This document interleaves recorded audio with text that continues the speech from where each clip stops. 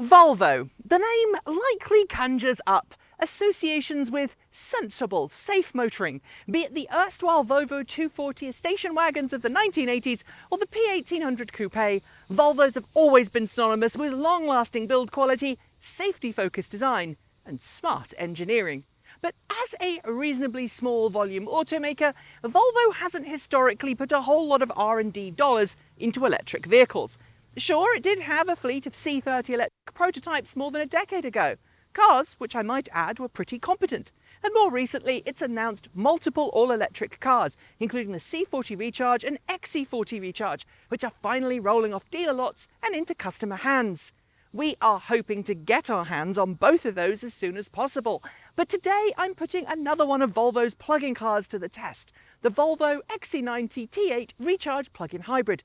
It's a mid-size SUV that seats either 6 or 7, has plenty of luggage space, and combines Volvo's legendary build quality and robustness with a plug-in hybrid drivetrain.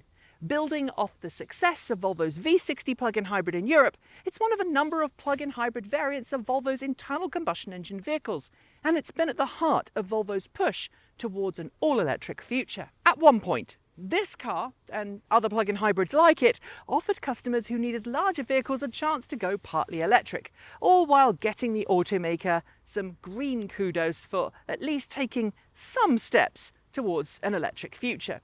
And of course, plug-in hybrids often attracted a financial incentive of sorts for the person leasing or buying it. So today, I'm going to look at the Volvo XC90T8, go over some of its features and ask, is it worth the $60,000 or more price tag?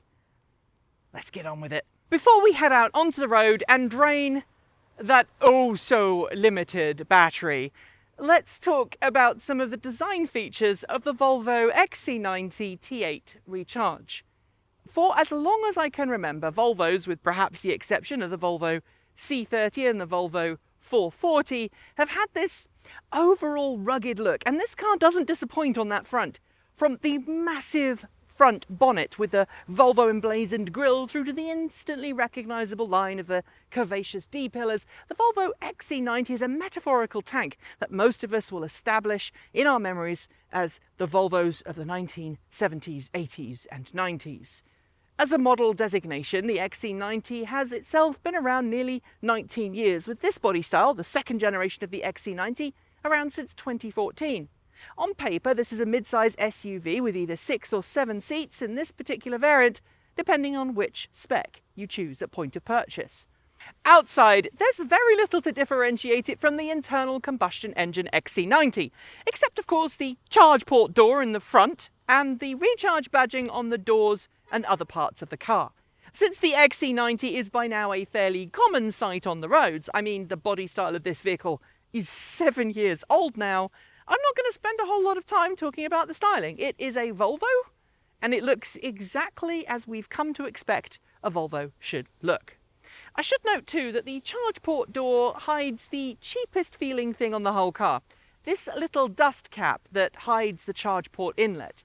It's something that I don't think should even be on this car, and for the life of me I can't understand why Volvo thought it befitted the brand. Of course, since it is a plug-in hybrid, there's no front trunk. That's where the 2-litre 4-cylinder direct injected turbo and supercharged petrol engine lives, along with an 8-speed automatic transmission. But at the rear, there is thankfully a decent amount of luggage space. In total, there's 85.7 cubic feet, just shy of 2,278 litres if you fold both the second and third row of seats flat, while folding just the third roll down gives you 41.8 cubic feet, 1,184 litres. Fill it all up with 3 rows with people, it doesn't matter if you have 6 or 7 seats, and you'll have just 15.8 cubic feet, 447 litres. What's more important to note here though is that unlike most plug-in hybrid variants of internal combustion engine vehicles, there is no differentiation between internal combustion and plug-in hybrid in terms of load carrying capability. What is worthy of note though is the fact that the XC90T8 Recharge has a higher towing capacity than its ICE siblings, being rated to tow 5,000 pounds, 2,267 kilos, as opposed to the 4,000 pounds, just over 1,800 kilos limit of the internal combustion engine cars. As you might expect with any luxury SUV on the market, the XC90 has a fully electric tailgate. And this variant also has the hands-free operation that's becoming popular across many segments. But one party trick the XC90 has is that it can lower its rear to help you load things into the back. Press this button in the rear of the car and it will kneel down. And then when you're done and it's kneeled down, you can press it back up and it'll go back up again. That air adjustable suspension comes into play when the XC90 Recharge is in off-road mode too. It raises up the suspension to help you in difficult terrain, and while I've not been able to get the car to operate in all-electric mode in all-wheel drive, as you can with the smaller, longer-range V60 plug-in hybrid that Volvo has been making for many years, off-road and permanent all-wheel drive operation modes should help when the going gets tough. But who am I kidding? We don't want to operate this in gasoline mode if we can help it, so let's look at the plug-in hybrid drivetrain. In addition to the aforementioned 4-banger up front, there is a 64 kilowatt electric motor that's capable of powering the XC90 Recharge in all-electric mode for 21 miles, 33 kilometers per charge on the EPA test cycle. It takes its power from a 9.2 kilowatt-hour lithium-ion battery that can charge from empty to full in around 3 hours from a 7 kilowatt domestic charging station or 4 hours from a 3 kilowatt charging station. Like the V60 plug-in hybrid it shares much of its electric drivetrain with, the battery is located in the middle of the car with a combined motor generator up front attached to the engine and the main electric motor driving the rear wheels in a through-the-road hybrid operation.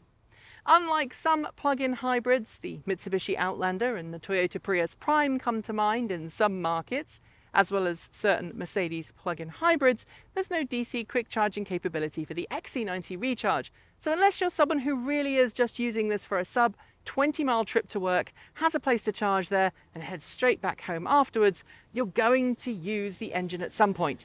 And because I want to discuss that part of the car in the moment, let's go inside and have a look. Step behind the wheel and there's certainly no mistaking the fact that you're sitting in a high-end luxury SUV.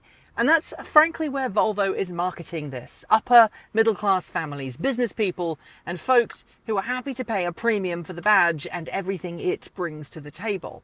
And as a reminder, while the XC90T8 Recharge is available in several different trim variants, this is the inscription version, which adds a lot of the bells and whistles. Front passenger and driver's seat are fully adjustable affairs with adjustable lumbar, full ventilation and heating, and even programmable massage functions for the seats. While there's also an adjustable bolster for those who want extra leg support, you can program up to 3 different profiles for each seat, and unlike some cars, the heating and ventilation settings are retained between drives. The seats, by the way, are hand-stitched in this variant, and they even have a nifty little Swedish flag stitched in case you forget where this car comes from. The second row seats can also be adjusted, although manually, for fore and aft as well as rake, and the rear seats offer the least amount of adjustability, given that most people occupying those rear seats are going to be children. It shouldn't be too much of a pain.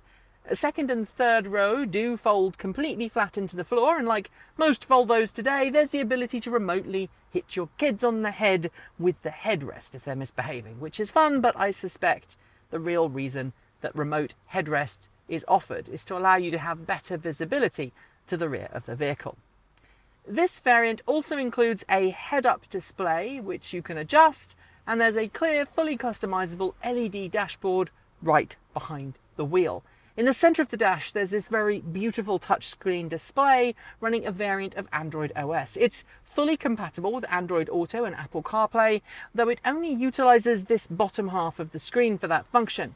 But what's worthy of note here is that there's no noticeable lag at all between using the various screens. It's responsive and fairly intuitive to use, though some options are hidden a little bit deep in the menu system.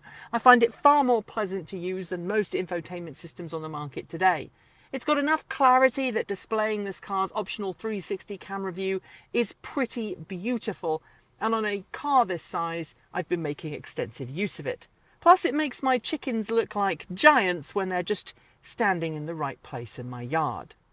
Which brings me to modes and powering the car on. Instead of the push button start, the XC90 Recharge has this nifty little knob that you rotate clockwise with your foot on the brake.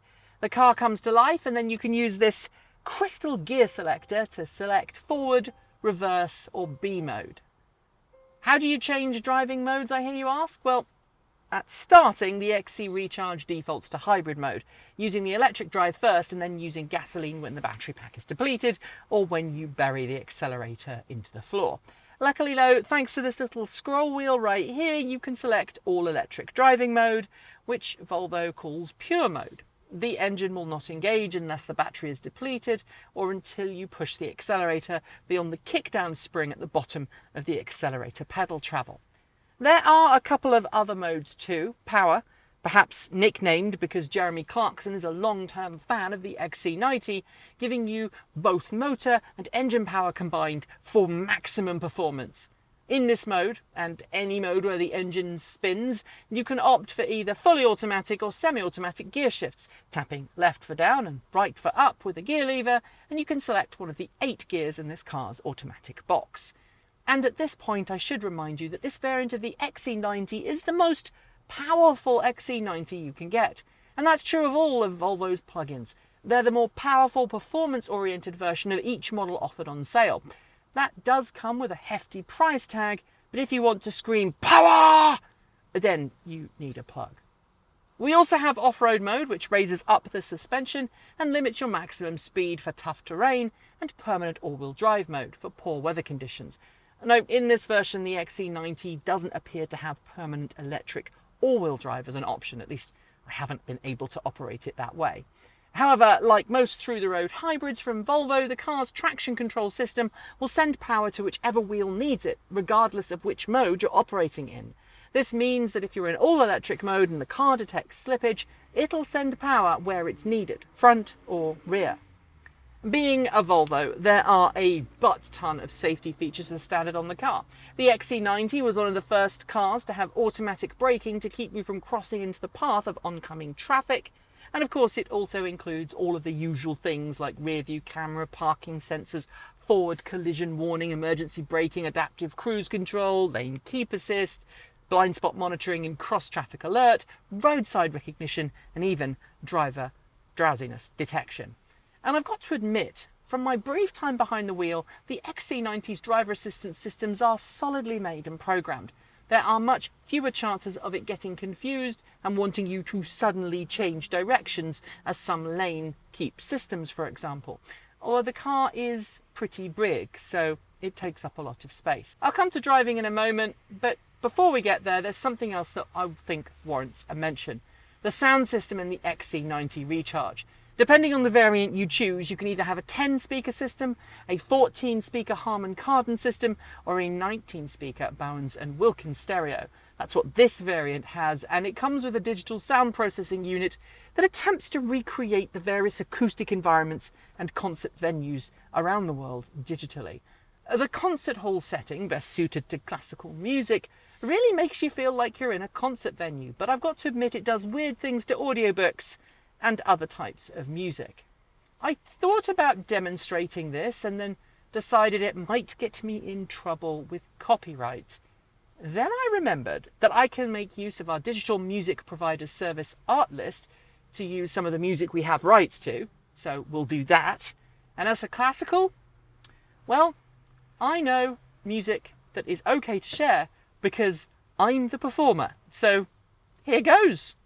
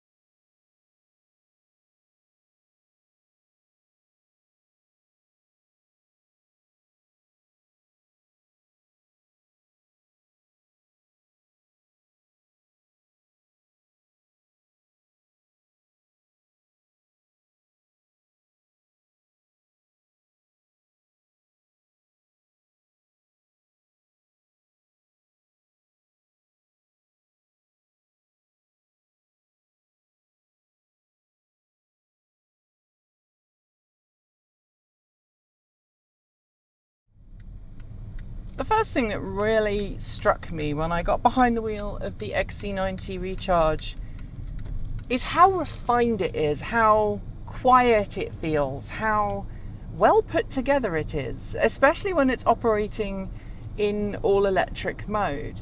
I measured the interior cabin noise of this car before I did any filming with it, and it's pretty darned quiet. It is the quietest in terms of interior cabin noise of any vehicle that I've tested this year.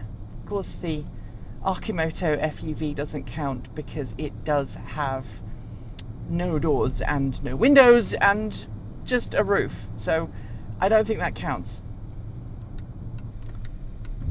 The XC90T8 Recharge defaults to hybrid operation when you get behind the wheel and turn it on. Now you can override it using this little scroll wheel right here. You push it once and it brings up a menu, and then you can either select the option that you would prefer from the touchscreen display, or you can use the scroll wheel to select it. So now I've selected Eco mode, which is its all-electric drive. If I'm going to be completely honest, I wish that Volvo would allow you to choose whichever operation you prefer and then save it as a preference in the car. Now, unless I've missed an option, I don't believe that that is possible. And that's a shame because the car remembers everything else about your preferred settings. It remembers your seat position. It even remembers whether you had the heated seats and the heated steering wheel on, and whether you had the ventilated seats on. Talking of which, the seats in the XC90 are truly sublime, and the T8 Recharge variant is no exception. You can adjust this seat for lumbar support, you can adjust the cushions at the side, and you can even extend the base of the seat so that you have a little bit of extra support for your legs if you're someone who prefers that. Yes, you also have massaging seats. Remember, this is the T8 Recharge inscription variant, so it does have all of the bells and whistles, and that includes a full heated leather-wrapped steering wheel. It includes full electronically adjustable front seats with ventilation and heating and massage function, and even the second row of seats can also be adjusted, but they're not electric.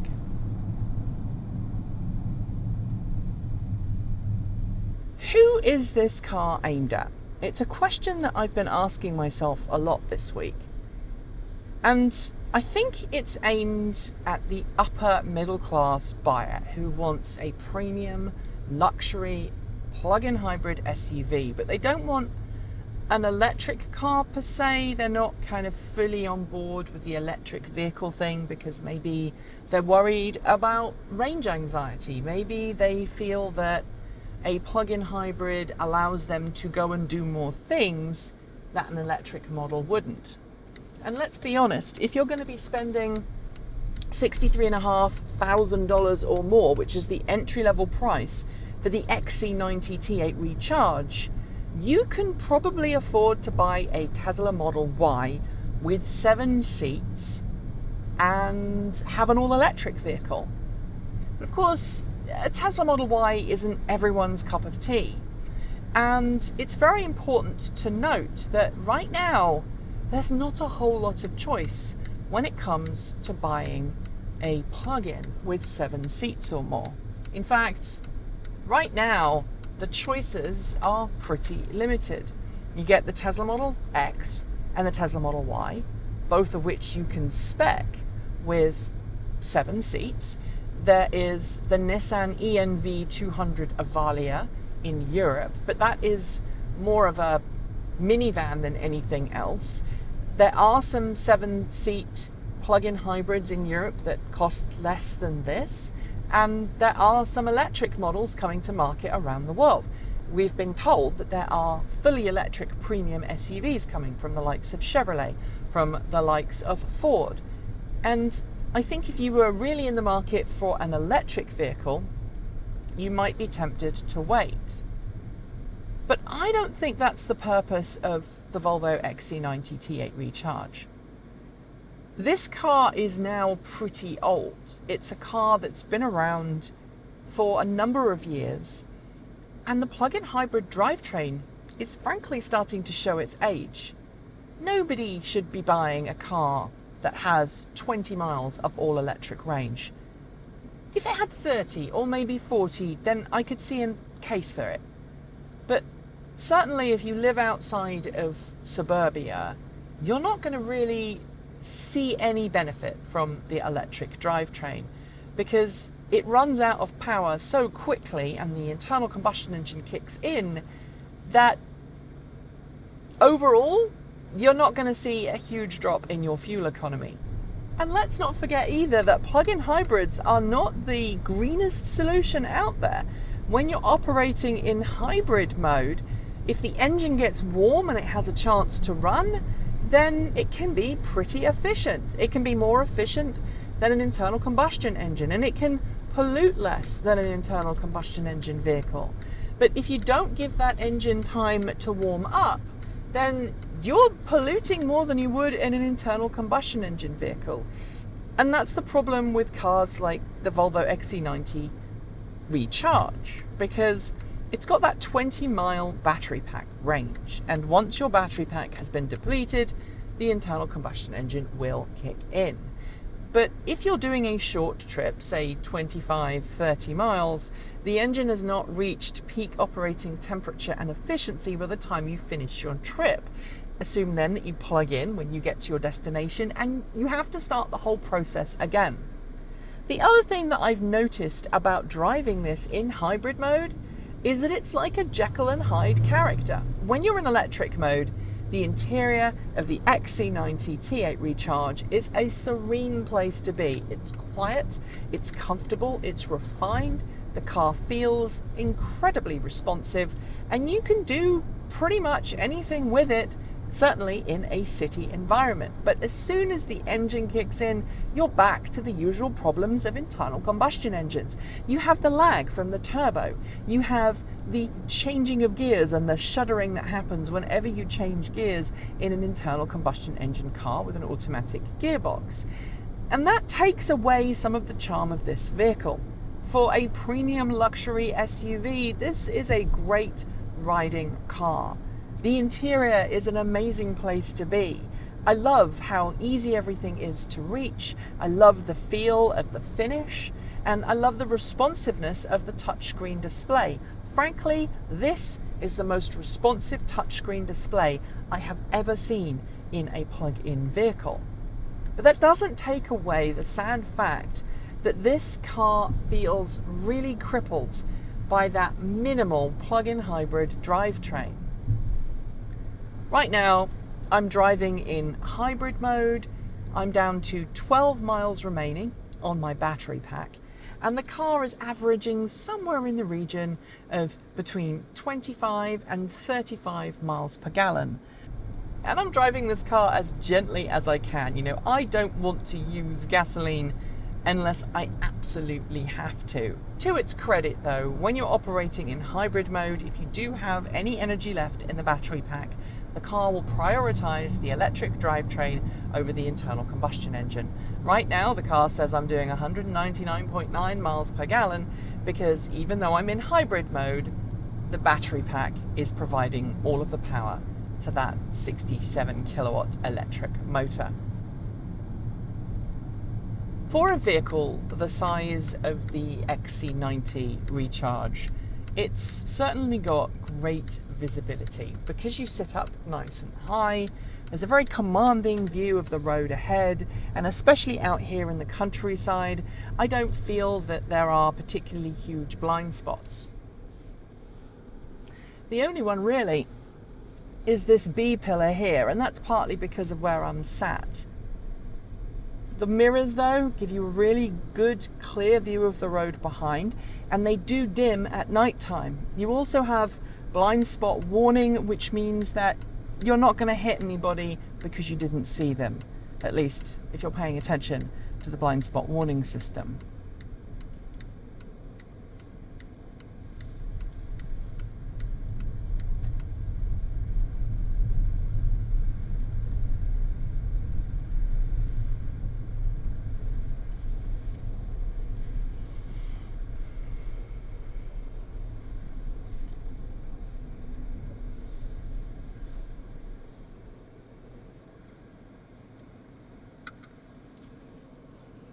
let's go and get a drink.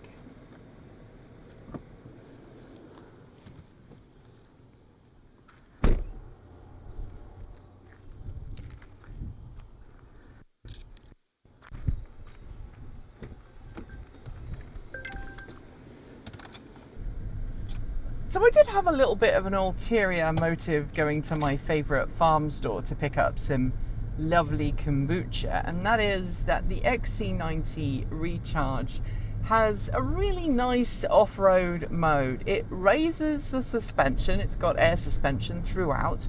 It raises the car up to ensure that you can clear any obstacles. And I've not taken this off-road because I'm not allowed to take this particular car off-road. You may not know that, but press cars generally are not allowed to go off-road unless the car company in question tells you that you can take it off-road, and that's obviously to protect the press car, because it is possible to get vehicles stuck and in all kinds of trouble doing things you're not meant to with them.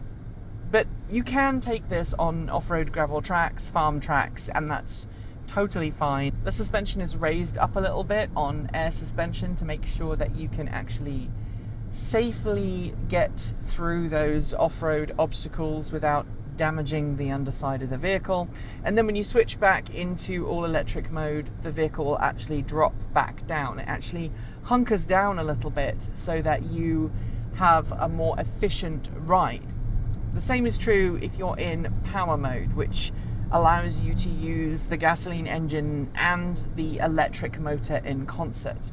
Right now I am in all-electric mode, and the XC90 Recharge really feels very sublime in this mode. The car handles all of the bumps in the road without being too harsh. The steering is direct and responsive, and while you do know that you're driving a massive SUV, it's not an unpleasant experience. I had the ID4 a couple of weeks ago, and one of the things that I remember about that car was how big the bonnet appeared, and that's really an optical illusion because the bonnet on the Volvo XC90 T8 Recharge is much larger than the bonnet was on the ID4, and yet it feels smaller, partly because of where you sit when you're in the cabin. You're seated much higher than you are in the ID4, but also because the whole car itself is bigger. Because Volvo knows that its cars are going to be around for a significant amount of time, there is this timeless design language that it uses inside. The dash elements don't pop out from the dash, they're fully enclosed within the dash. This beautiful hand stitching across the dashboard really enforces that this is a vehicle that is going to be around for a long time and is going to have this timeless appeal. It's not ostentatious, it's comfortable, it's not ridiculously over the top in terms of gadgets and technology. It has a lot of gadgets and technology, but they're all hidden behind the scenes. You're not interacting with them every time, and I think that means that you can focus on the matter of driving instead. And that puts me in a really difficult situation because I love everything about this as an SUV. It's got plenty of space, it can seat 7 people.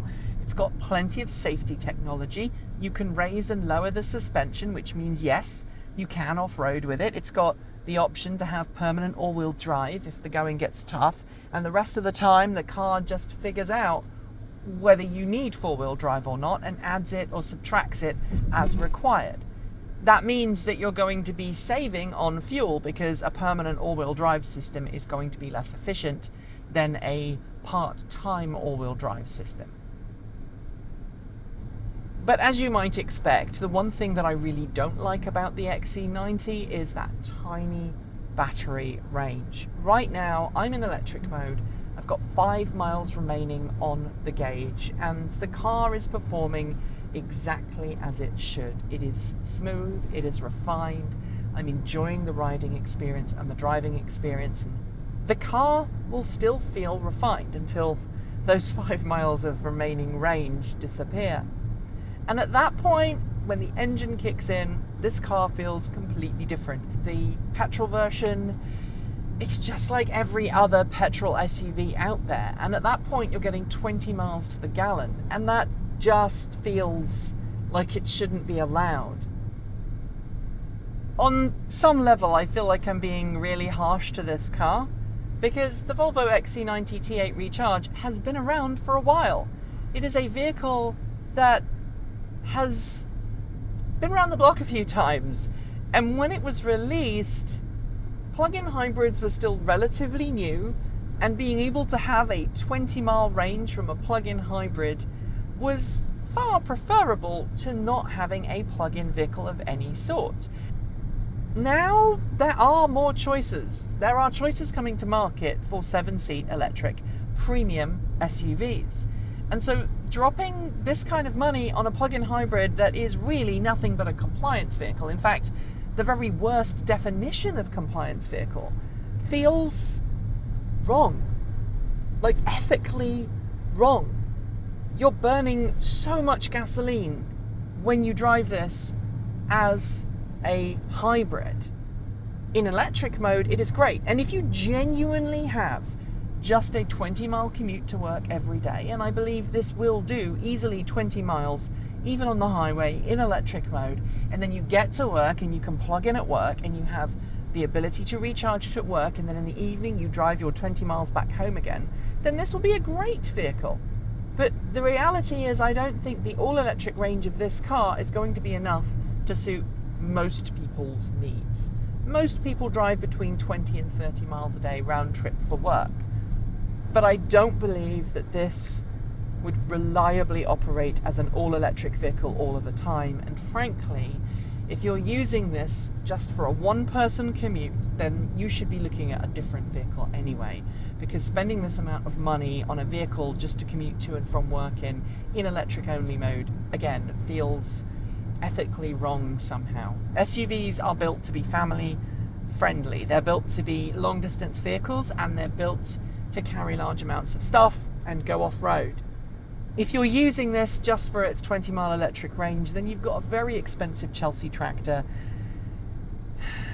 and you should really have an all-electric runabout instead, and then maybe a regular SUV for those rare occasions when you actually need an SUV. Or, here's an idea, hire one. That's what we do. If we need a vehicle that can carry more than our electric cars can, we either take both of our electric cars, or we hire a car with more seats.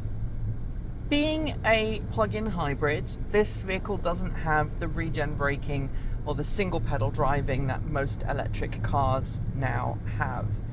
And that's a shame, because I think, given the weight of this vehicle, if you were going downhill, it'd be really nice to just lift off the throttle and have the car come to a stop.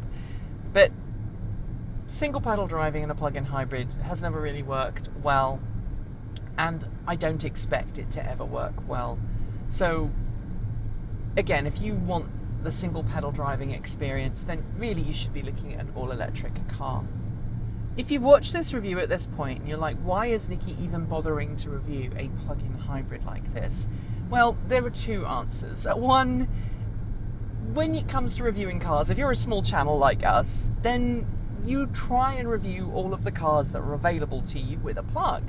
Because if you refuse to review one car and then there is another car that comes to market from the same car company, it's always easier to go, well, we've already reviewed that one, so can we review this one? Generally that works better.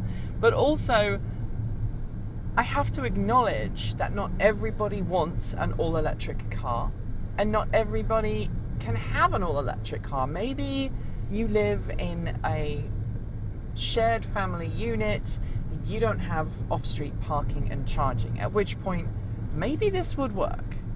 But again, because you need 3 to 4 hours to recharge, it's not an easy car to refuel if you don't have access to a charging station at home. The last time I drove a Volvo plug-in hybrid, it was the V60 plug-in hybrid station wagon in the UK back in 2014. It was a similar driving setup to the XC90, but because it was smaller and lighter, it had about 50% more electric capabilities compared to this vehicle. And at that point, its all-electric range felt that it was useful. I live, as many of you know, at about 850 feet of elevation. My local farm shop is about a 20-mile round trip from the house, and I can just about get there and back home in all-electric mode. Just. But climbing back up to my house in all-electric mode results in some sluggish performance for this car. Sure, it doesn't put its engine on, and that's to be applauded. But it's not a vehicle that you're going to want to drive in electric mode at higher speeds unless you really are just nipping to the local shops and back. Except, well, I like the refinement that the XC90T8 Recharge offers in the electric power. It's smooth. The delivery is, unless you're climbing a large hill, predictable. The interior is quiet. It's promising. And then you run out of power and the gasoline engine kicks in. And then, well, it just feels like any other gas car. The engine is quiet, but you get the usual pauses in power delivery as the car shifts gears. The instant response of the electric motor is replaced by turbo lag. And getting 20-ish miles per gallon? Well, in this day and age, it just feels wrong. Recent sales data from California shows that Volvo sold significant numbers of plug-in cars last month. All-electric models thankfully took up some of those sales, but plug-in hybrid variants also sold well, and every single plug-in hybrid that Volvo makes right now, well, they have similar ranges and capabilities to this. I get it. If you're looking for a 6 or 7 seat plug-in, there aren't many all-electric options. Right now, Model X and Model Y are two such choices, and not everyone likes the minimalist design language of Tesla. Ride-wise, the Volvo XC90 wipes the floor with both cars. The interior is well built, of high quality, and it oozes premium. It feels like a car that's worthy of its starting price tag of $63,500 US. But therein lies the problem. If you're able to afford a $63,500 car, you can probably afford an all-electric model. And with all-electric 7-seaters coming to market in the next few years, most major automakers are promising them, it seems frankly bizarre to sink this kind of money on a vehicle that is, to put it bluntly, a transitional vehicle. It is a car that is the worst definition of compliance. It's got just enough electric range to get the incentives and the bonuses and the kudos, but not enough electric range to be useful. If you've watched this channel, you'll know that we're supportive of any car that gets people out of regular internal combustion ones and moving towards an all-electric future, and there are some plug-in hybrids and or range-extended vehicles that do that. The Chevrolet Volt is one example, and the Toyota Prius Prime is another. They operate in all-electric mode up to 50 miles, 80 kilometers, and that's enough for the overwhelming majority of daily drive use cases. But the all-electric range of this car, it's not enough. It's like peeking into a potential future and then snapping yourself back into reality where you're still paying $3.50 for every 20 miles you travel, instead of 45 cents every 20 miles. I love Volvos. I love this car's fit, finish and trim. I love its technology. I love its safety features, but I cannot recommend you buy one because it'd be like buying a new cassette deck to listen to music when you can stream music online. Or more appropriately, buying a $60,000 speaker system to listen to your 8-track with. I cannot wait to get behind the wheel of the XC40 Recharge and all of Volvo's electric models, not to mention the models from spin-off automaker Polestar. I suspect I'll like them because I know how hard Volvo's engineers work to make sure a product is ready for market before it gets launched. But this? Don't bother. If you really need a 6 or 7 seat luxury electric SUV, wait and go for an all-electric one instead. They're coming, and in case of Tesla, they are already here. That's it for today. As always, thanks to the folks on my right for being our $15 to $49 a month Patreon supporters. Special thanks to our $50 a month patrons: Anonymous Freak, Regine Fellows, Gordon C, Paul Conway, Laura Sanborn, Anthony Coates, Denny Hyde, Sean Ueda, and Tesla in the Gong. And our deepest gratitude to our $100 a month Patreon supporters: John Lyons, Marcel Ward, Reggie Watts, JP Fagerback, Will Graylin, and Ian. If you would like to join the ranks of wonderful Patreon supporters, you'll find a link below to Patreon, as well as one to Bitcoin and Ko-fi. You can chat with the team and TE fans over at Discord, and if you'd like to buy some TE swag, just head over to Redbubble. Thanks for joining me, and as always, keep evolving!